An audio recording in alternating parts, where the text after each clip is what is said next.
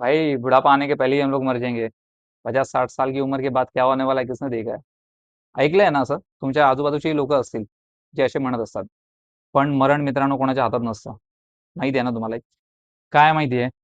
हे लोक म्हातारपणाला का घाबरतात? कारण का त्यांना माहिती आहे की म्हातारपणी होणारा त्रास ना हा असंवेदनशील आहे. त्यांनी त्यांच्या आई वडिलांचा किंवा त्यांनी अजून बऱ्याच लोकांचं पाहिलं असेल.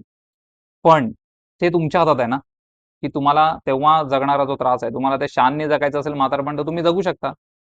कालच मी एक व्हिडिओ पाहिलाय. तो व्हिडिओ तुम्हाला मी दाखवतो. तुम्ही आता बघून घ्या.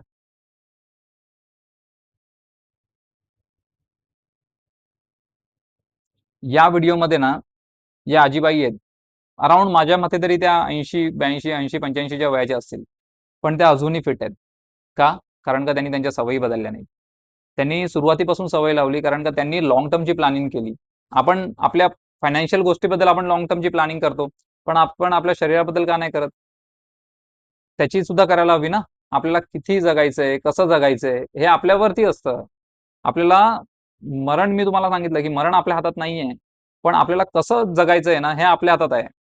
तर आपल्याला जर तेव्हा फिट राहायचं असेल, तेव्हा जर त्रास नसेल सहन करायचा ना, तर त्याची तयारी आपल्याला आतापासून सुरुवात करायला हवी.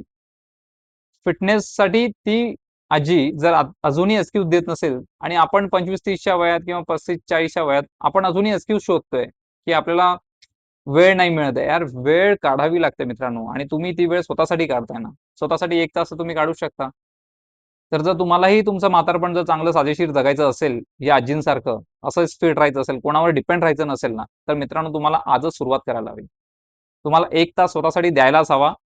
तर तो 1 तास तुम्हाला कसा काढायचा आहे, कसं तुम्हाला तुमची हेल्दी लाईफ ठेवायची आहे ना, ते तुमच्यावरती आहे. ते तुम्हाला कोण नाही शिकवणार. ते तुम्हाला स्वतःहून करायला लागेल. जर तेव्हाचा वेळ तुम्हाला चांगला जगायचा असेल त्यासाठी. लक्षात आलं?